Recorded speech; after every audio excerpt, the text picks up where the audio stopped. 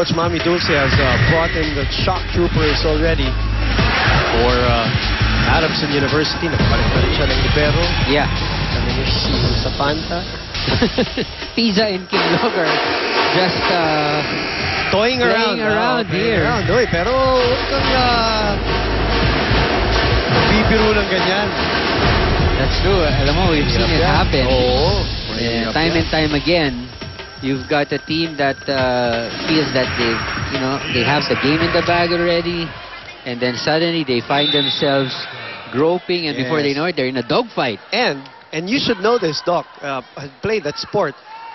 When you're the opponent and you see your opponent medyo nagsiselebrate ng konti, maaga. Medyo, ako your competitive nature, you wanna really get back at them. You feel you're being insulted. Yes. Hindi pa tapos Hindi pa tapos eh. So let's see if UE responds here. They're down by 8. There you go. Makatuno. Soriano off speed. Masangkay finds his spot. Listana is the libero. Kinlog marches out. So mga shock troopers na tong nasa likod. That's right. Para kay Coach The second stringers. Mami, Pisa, Listana, and Togonon. Almost an error. Not a cup of tea talking about Soriano. And 2 straight points. UE. Coach Mami gives them the settle down signal. Oh, yun. Narinig yun. Kanya naman. Sabi niya, hulog-hulog lang gagawin sa inyo yan. Sabay paluan. So may isang malakas. Paminsan-minsan may lalakas din. Ay, wala. Pero kung sa lakas lang hindi magpapatalo to si Pineda. Oo naman. Kanina pa to. Full swing today. Oh yeah, definitely one of her Better, that's right, better days. Definitely when it comes to offense. Halos lahat ng pinalo talagang lumulusok. That's a great attack from Bulan. From the rise of the ball and then it drops with proper spin. Look at this.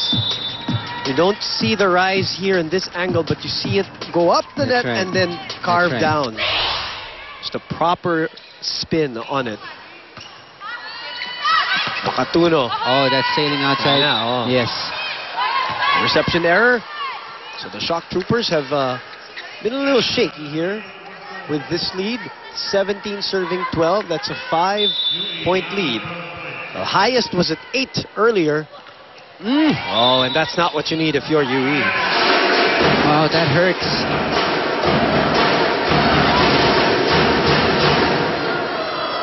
Kinlog, Togonon, and Soriano front line for Adamson. A full front line there for Adamson. Ooh, tas na naman. Up, may naangal si Pau. Lifting. Ano ba yung kinokontest ni... I'm not sure because Masangkay is a back row player. Yung tumalon? Yes. So, di ba, bawal kasi pag back row player ka, hindi ka pwedeng tumalon and tip it over the net. You can do it underhand. Over-receive. Masangkay. Oh, miscommunication and Soriano closes the door on that point. And papalik na dito si Guevara for Pisa.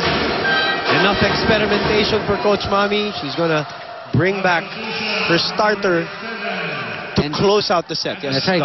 And Coach Boy Dalistan is complaining that Pau Soriano did overreach.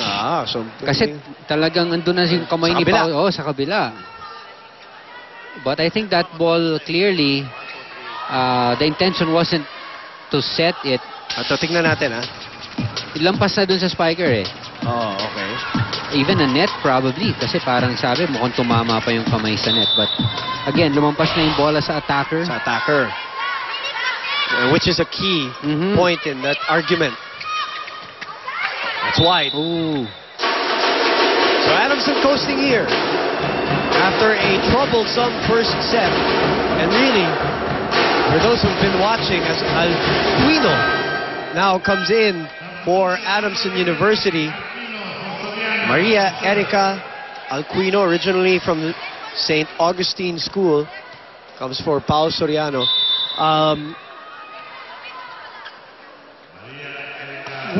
Adamson, or sorry, UE was not the same teams from that 1918 Yeah, count. in the first Sa set. first set talaga. Nung nagkaroon ng controversy, That's true. controversial non-call on the dig of Sheila Pineda, as a point will be given to UE here. That ball not going over for Tagonon. There you go. Very clear call there. 14 serving 20. Nice serve. Oh, nice serve. And you know, for TV, again, you think, oh, ba't di niya nakuha yun? Papunta naman sa kanya. Yeah. When you're the receiver sometimes, you look at the ball sometimes, it's going left and right. That's right. That's right. It's moving. Up and down sometimes. Up and down, oh. Yun, very, very down. Didn't even go up. Down talaga. Into the net. And these service errors. Oh, yes. Ang dami rin, ha? Dami nito, ha? Dito sa Marami. third set. Nakarami. And Cubio Pineda. now. Yeah, Oh, si well-deserved Pineda. rest for Pineda. Marianel Diane Cubio. Tubong Leyte naman. From the Leyte Progressive High School. Ipinasok na, and we'll probably see the last of Sheila Nice Pineda. serve there. Saved by Nabrida.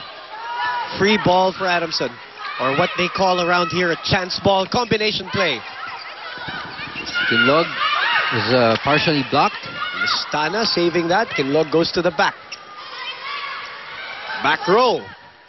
Tagonon was there. Makatuno back to Kinlog, and that is out. Check ball. Well, 3 touches going to Kinlog. Finally getting that point on the third. Getting it off the block. Merong bumulong sa akin noong isang araw, abangan daw tong Adamson lalo na next year. Merong pumilit sa akin ng ganyan na taga-Adamson. Really? I will not name Of course, the source. confidential. Oo. Hindi naman ako yun, di ba? Hindi, pinauso ko lang yun. Sabi ko na eh. Hindi. Meron talaga Gulo eh, nagsabi. no? Meron talaga nagsabi na abangan daw itong Adamson next year. Sabi ko nga, ngayon pa lang, abangan yun eh. Ngayon pa lang, pinoproblema na ng liga to. Dahil That's pangatlong true. sunod na panalo to. They're 3 Yes. points away from it. Yes, that's true. That's true. And, you know, sabi nga nila talaga, yung depensa, napakalaking bagay for any sport. And these teams are finding out how hard it is to score a point against Adamson. Hindi bumabagsak yung bola, Yes, sabi yes, nga nila. yes, yes. Hindi namamatay yung bola. 2 points away. And the development of their offense in the names Yeah. of Pineda, Soriano.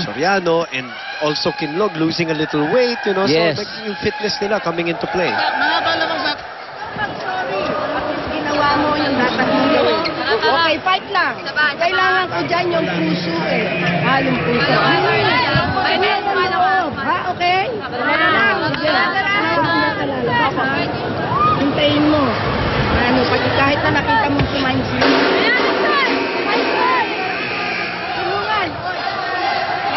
Siyempre, inaalalayan ni Coach Mami yung baguhan, ano? Yeah, that's right. And, you know, very interesting point that Coach Mommy Dulce has said to the new girls that are playing on the floor. Sabi niya, hindi ko naman habol dyan yung laro. Ang kailangan ko yung puso eh.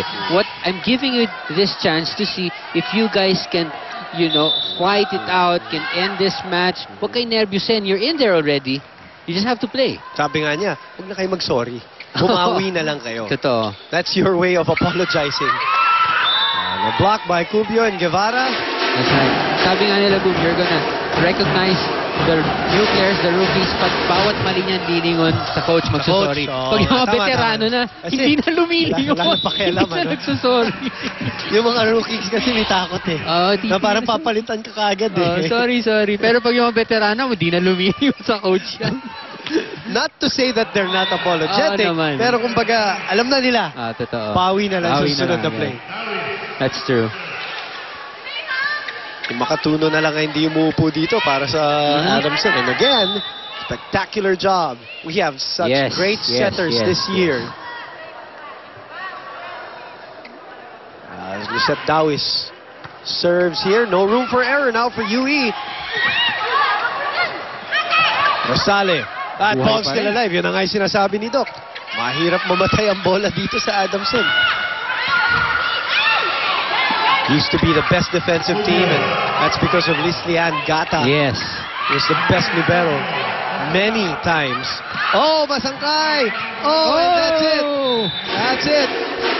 Adamson, Lady Falcons have still not dropped a game to the UE Lady Warriors since last year. Yes. And they are on a 3-game winning streak. And we will come right back to wrap this baby up.